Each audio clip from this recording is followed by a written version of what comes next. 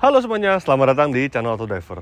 Tepat sepekan setelah perkenalan dan resmi kembali brand Geely di Indonesia, kami berkesempatan untuk mengetes langsung model perdananya yang nantinya akan hadir di Indonesia. Ini dia modelnya, yaitu Geely EX5. Dia memang berbeda lagi dengan Geely yang zaman dulu. Dulu itu mobil yang mesin bensin konvensional. Kini benar-benar dia mobil yang canggih, mobil yang futuristik, dan juga dia mobil berpenggerak listrik murni. Lantas seperti apa rasa berkendaranya, kemudian bagaimana soal fiturnya, ada berapa varian, dan juga apa saja kehebatan dari mobil ini? Ikuti terus videonya.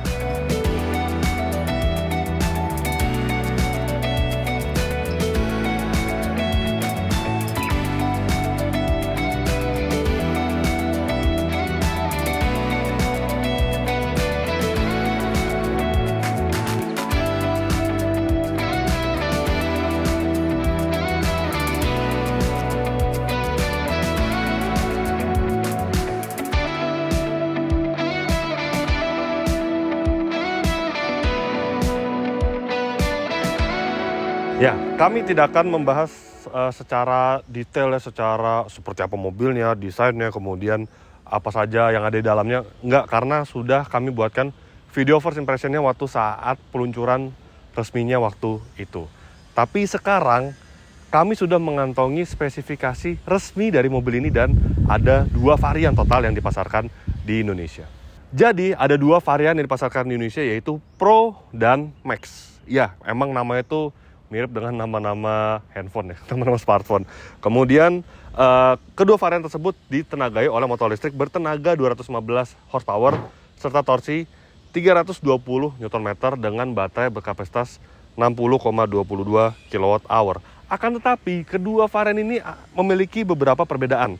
Kalau di varian Pro, dia akselerasi itu 0 sampai 100 km/jam-nya diklaim mencapai 6,9 detik. Sedangkan di Max justru lebih pelan sedikit, yaitu 7,1 detik.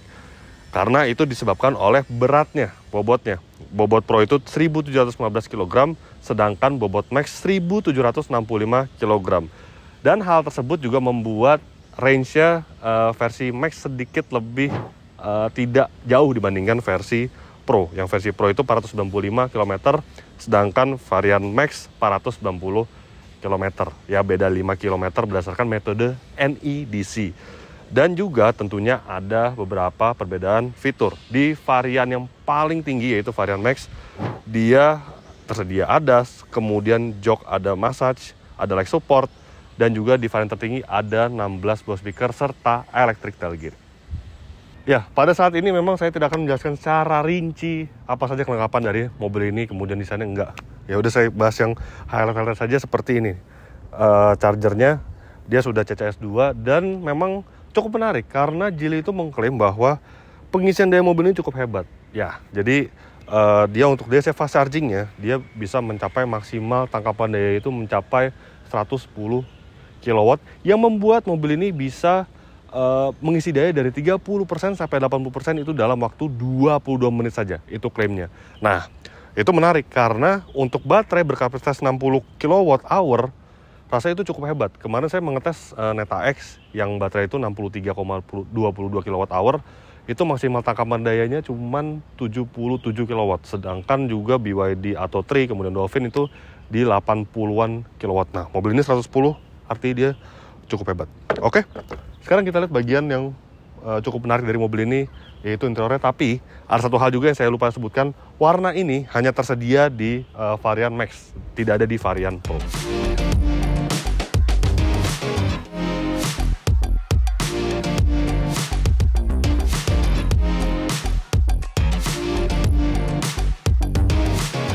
Kemudian ini dia ruang interior dari Geely EX5. Ya, kalau dari unit yang sudah kita lihat ya waktu itu di perkenalannya, memang ada 2 unit dan interiornya warnanya sama, putih seperti ini. Ya mungkin akan seperti ini, putih bercampur dengan warna abu-abu. Dan warna putihnya dia mendominasi di bagian joknya, jok kulitnya seperti ini nih. Ya, memang warna putih tuh kadang-kadang kayak gini nih, udah bercak-bercak. Kotornya cepet banget tuh, udah ada ya. Ya, semoga nantinya ada pilihan warna yang gelap. Jadi tidak menimbulkan efek kotor gitu. Jadi nggak perlu susah-susah ngerawat bagian interiornya. Ya sebenarnya warna putih ini elegan, mewah, tapi ya kayak gini konsekuensinya. Dan highlight dari mobil ini adalah ini, layar sistem entertainment-nya yang besar. Dia ukurannya mencapai 15,4 inci. Wow, gede banget ya ini ya. Kemudian dia memang bisa mengatur banyak sekali pengaturan di mobil ini. Vehicle settings, itu ada banyak. Sudah saya sebutkan sih sebenarnya waktu di first impression juga. Sampai lampu pun diatur di sini, leveling lampu. Kemudian ambient light. Nah, ambient lightnya juga dia keren ya. Jadi ada bisa diganti-ganti gitu. Ada driving style, dynamic gradient, B-color alternation, dan juga solid color. Kemudian, nah ini ambient lightnya juga dia mirip dengan milik Zeekr ya, karena mereka memang satu grup. Kemudian display. Kemudian juga definisi dari sistem entertainment-nya juga tajam gitu ya. Meski memang untuk font-fontnya juga sekali lagi mobil China ya.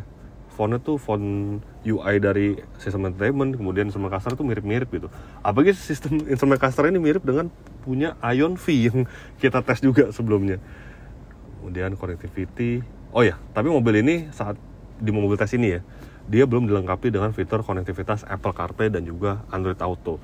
Nah, nanti semoga unit yang diterima oleh konsumen itu ada fitur konektivitas wajib kekinian tersebut. Dan mobil ini memang memiliki beberapa pengaturan yang banyak gitu ya di bagian sistem entertainment. Tapi untungnya dia masih dilengkapi dengan berbagai tombol fisik. Jadi di bagian tengah ini ada tombol fisik yang sebenarnya cukup oke dan cukup penting, cukup krusial. Seperti AC, kemudian juga sirkulasi AC dan juga heater. Dan yang paling penting adalah ini yang saya keluhkan di beberapa model mobil China seperti Ion dan juga Neta dan juga Wuling Cloud EV, yaitu pengaturan spion. Karena pengaturan spionnya harus merogoh sistem entertainment dulu, agak repot, dan baru digerakkan di setir. Nah, di mobil ini untungnya enggak, spionnya ada di bagian sini nih. Untuk mengatur spion kiri, spion kanan, dan juga melipat spionnya juga bisa. Dan juga highlight dari mobil ini yang tipe tertinggi, dia dilengkapi dengan 16 buah speaker. Speakernya dari Flyme Sound. Flyme ini tampaknya dia OS-nya dari si Geely ini ya. Dan speaker tuh bisa dilihat nih, Twitternya gede banget tuh. Nongol gitu bentuknya. Ya udah, coba kita tes langsung bagaimana kualitas audionya.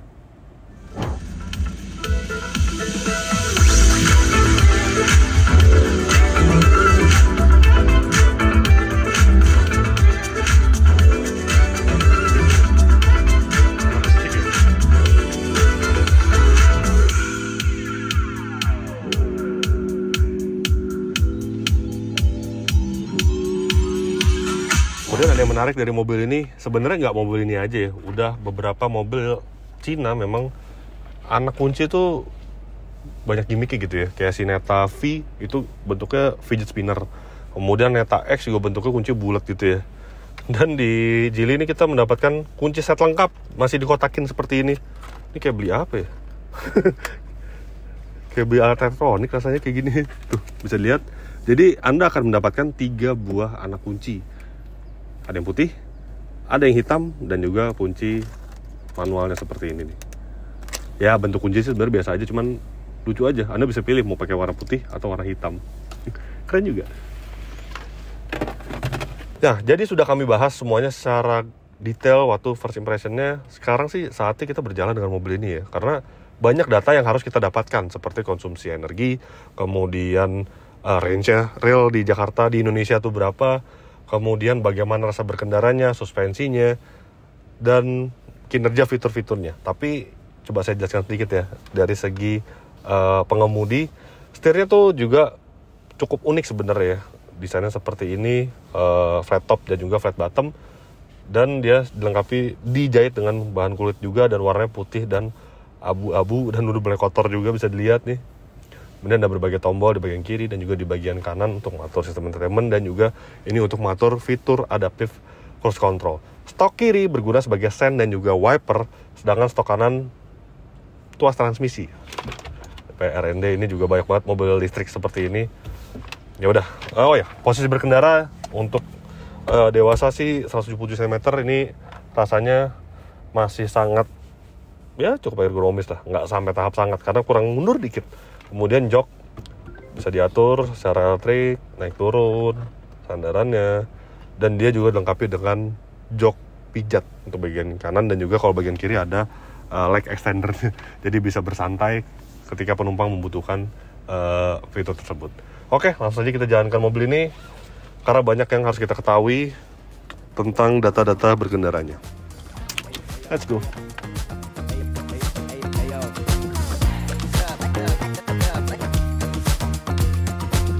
Ketika menjalankan mobil ini, terasa karakter bandingan suspensinya similar dengan EV Tiongkok lainnya.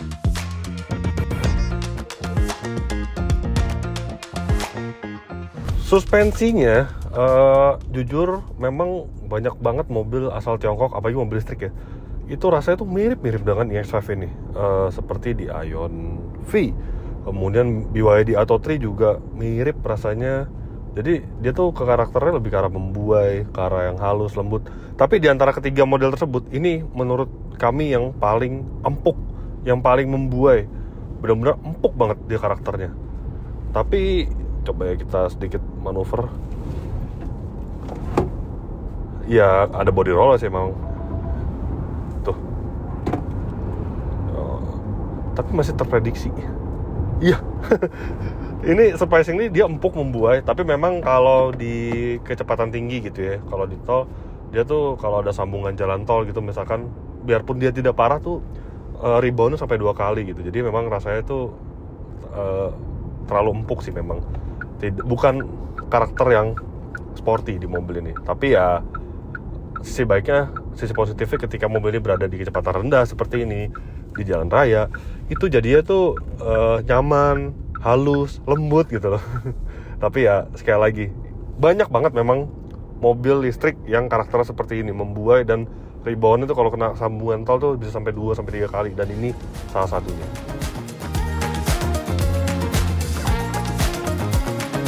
Akan tetapi, berada di dalam kabin mobil ini terasa begitu senyap. Dan untuk kekedapan kabinnya sendiri, well, terasa baik, terasa senyap di dalam kabinnya. Benar-benar insulasinya itu bagus. Kemudian untuk road noise, ya ada terdengar sedikit tapi nggak sampai yang tahap parah. Ini masih dalam tahap toleransi yang baik. Jadi insulasi kabinnya overall Geely X5 ini sangat baik. Lantas, bagaimana dengan konsumsi energinya? Geely sendiri mengklaim bahwa model-modelnya tuh memiliki atau dibekali dengan baterai yang berbeda dengan mobil-mobil lainnya. Dia tuh namanya Short Aegis Blade Battery Pack ya, kalau tidak salah. Jadi dia produk sendiri, diklaim berbeda dengan model-model mobil listrik apalagi asal China lainnya. Dan mobil ini memiliki kapasitas baterai 60,22 kWh dengan tenaga sebenarnya cukup besar, yaitu mencapai 215 HP. Jadi klaim dari Geely itu range terjauh dari mobil ini, NEDC ini itu mencapai 490 km. Lantas apakah hal tersebut benar? Nah, kami sudah mengetes untuk konsumsi energinya. Jadi untuk rute dalam kota dengan kecepatan rata-rata 22 km per jam, EX5 ini berhasil mencatatkan angka 9,5 kWh. Itu artinya sangat irit loh untuk sebuah mobil dengan tenaga sebesar itu. Kemudian untuk rute tol dengan kecepatan rata-rata 90 km per jam, dia masih mampu meraih angka 8,9 km per kWh. Nah, range-nya berapa? Ya udah, kali ini langsung dengan kapasitas baterai yang 60,22 kWh. Kalau 9,5 km per kWh, itu hasilnya adalah di luar dugaan loh, 572 km, kurang lebih ya. Jadi ternyata underclaim Geely. Rasanya ini mobil kedua asal Tiongkok yang underclaim. Pertama itu adalah Aion, apalagi Hypertech HT, itu juga underclaim. Itu hal yang positif tentunya. Kemudian untuk rute tol ya, kalau misalnya mobil ini Anda bawa jauh, pergian keluar kota gitu ya, dengan kecepatan rata-rata 90 km per jam, itu nggak jadi masalah. Dan jangan khawatir, karena mobil ini masih bisa meraih jarak sekitar 535 km kurang lebih ya seperti itu hitungannya. Jadi wow, ini baterainya oke banget ini. Benar-benar dia menyimpan tenaganya, menyimpan daya itu dengan baik, dapat disalurkan dengan baik, dengan range yang mumpuni, luar biasa.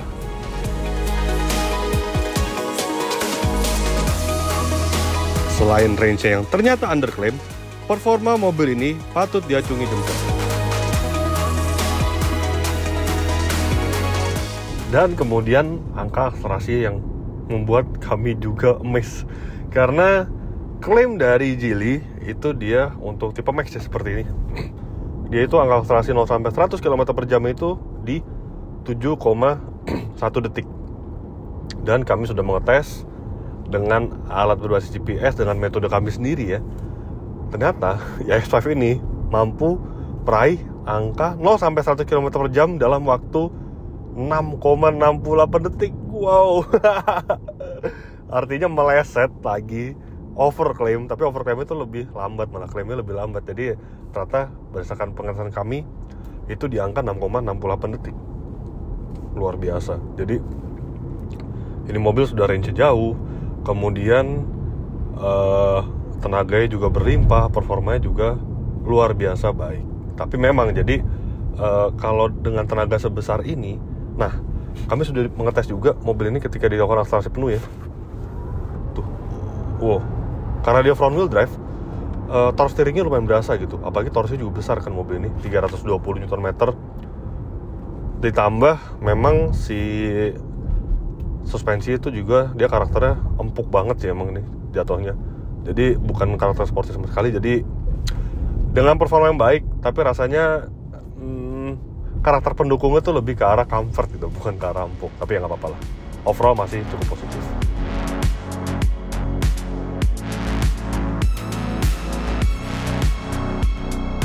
Fitur radar ADAS mobil ini juga tentunya paket lengkap.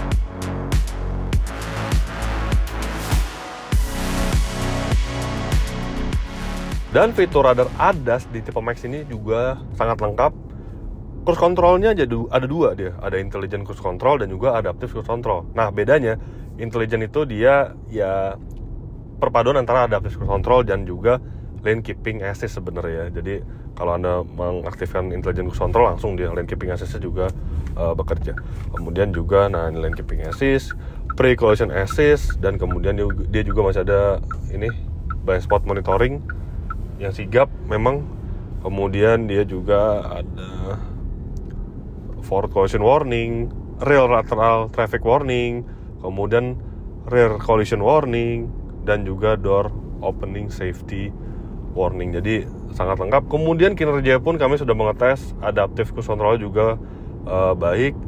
Dia benar-benar bisa menjaga mobil dengan jarak depan tuh ideal ya untuk kondisi Indonesia, nggak terlalu jauh, nggak terlalu dekat. Lane keeping assist juga baik. Seperti biasa memang ketika ini jadi kita tinggal aktifan seperti ini ada cruise control. Bentar, kalau di intelligent, nah udah tinggal jalan aja seperti ini. Dia adjust speednya berapa. Tuh. Mobil ini akan terjaga dengan baik di lajur semestinya tuh, mengkoreksi sendiri-sendiri dan halus.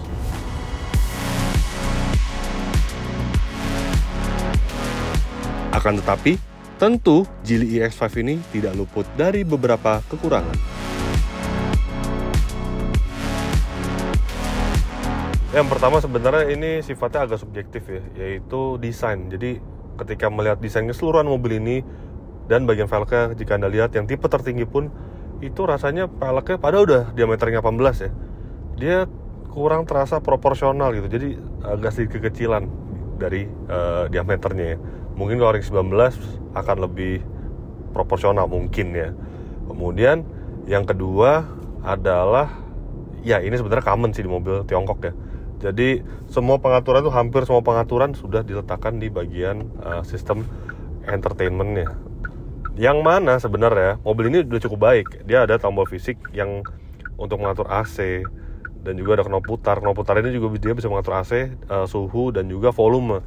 Tapi memang agak lebih enak sebenarnya kayak ketika misalkan mode berkendara, kemudian fitur ADAS gitu ya, bisa diletakkan terpisah gitu, jadi gampang. Nah yang ketiga, membahas tadi soal fitur ADAS. Jadi mobil ini dilengkapi dengan fitur ADAS. Ketika mobil ini dinyalakan untuk pertama kalinya, itu semua fitur ADAS itu bekerja gitu, termasuk si fitur lane keeping assist kadang-kadang agak kurang agak mengganggu gitu kalau di jalanan raya gitu ya. Jadi dia mengkoreksi sendiri. Nah, itu kalau matiin tuh agak ribet, atau Anda bisa save tapi masuk ke profile dan Anda harus login, yang belum bisa saat ini digunakan di Indonesia saat ini. Mungkin nanti saat dipasarkan dia sudah bisa.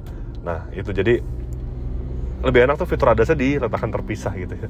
Kemudian yang keempat, nah saat mobil demo kali ini belum ada fitur konektivitas Apple CarPlay dan juga Android Auto. Ya, semoga nanti di produksi massal untuk versi Indonesia dia ada keduanya, ada fitur konektivitas kekinian tersebut.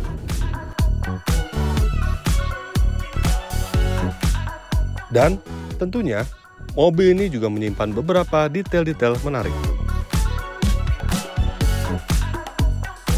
Banyak banget detail menarik di mobil ini. Yang pertama adalah penyimpanan tertutup yang tersembunyi. Ternyata banyak banget di mobil ini. Jadi belakang ada nih, ketika buka center console belakang tuh bisa dibuka dan dia tuh gede, bisa ditarik. Kemudian di bagasi itu, jadi si alas bagasi itu bisa dimasukkan ke bawah.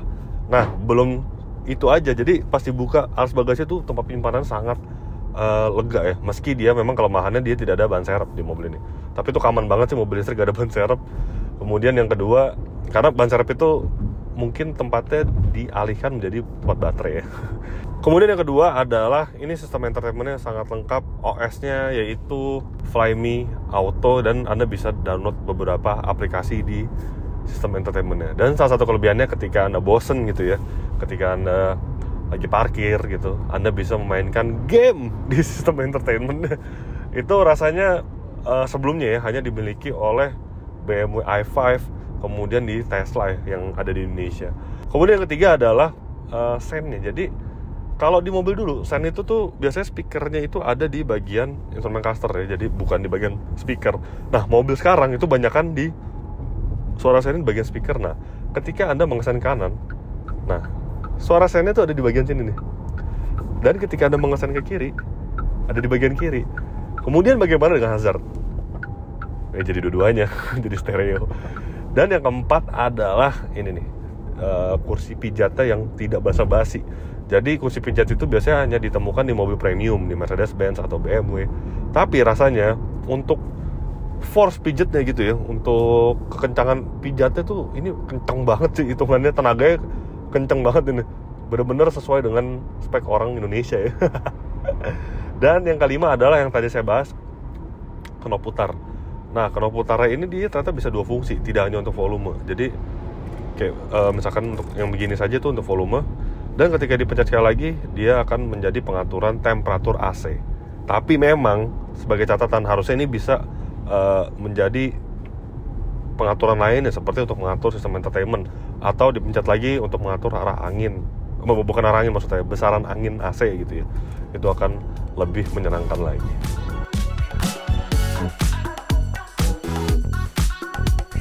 Well, Geely yang dulu bukanlah yang sekarang. Dan beginilah kesimpulan kami terhadap Geely yang sepenuhnya baru ini.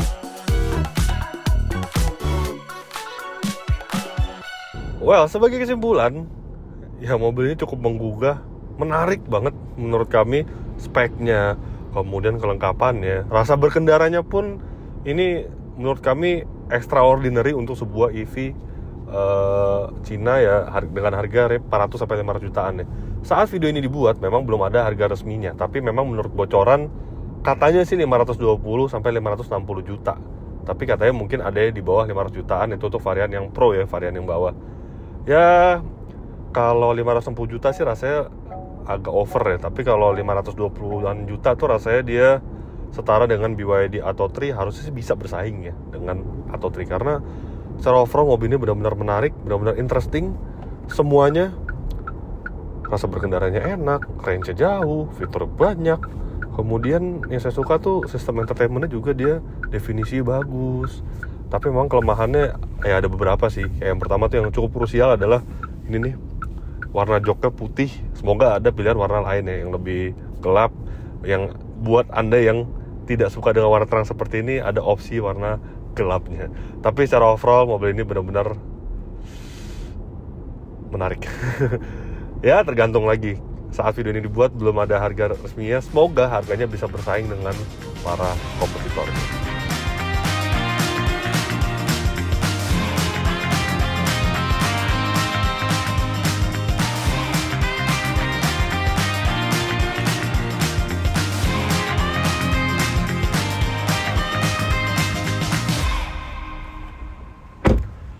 Oke, jadi begitulah hasil review lengkap kami terhadap Geely EX5.